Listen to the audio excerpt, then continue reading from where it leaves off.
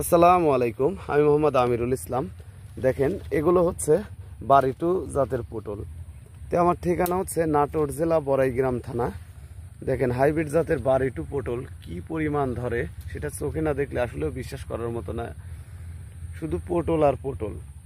1 বিঘা জমিতে প্রতি সপ্তাহে 15 মণ, 16 মণ, 20 মণ করে পটল আপনারা উৎপাদন করতে পারবেন। আমি সমস্ত জমি ঘুরে ঘুরে দেখাচ্ছি।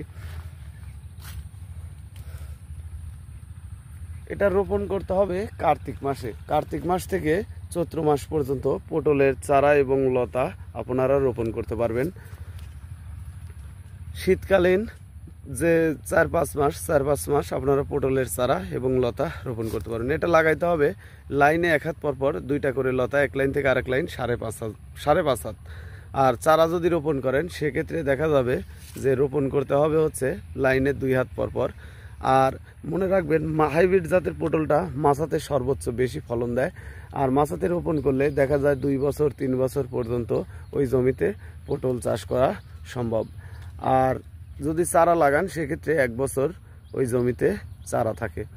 তে চারা 1 বছরই মানে আবাদ করতে পারবেন চারা রোপণ করলে। আর পটল লতা রোপণ করলে 2 বছর 3 বছর যাবে। তো প্রিয় ভিউয়ার্স, আপনারা যদি পটল চাষাবাদ করতে চান আমাদের সাথে যোগাযোগ করতে পারেন।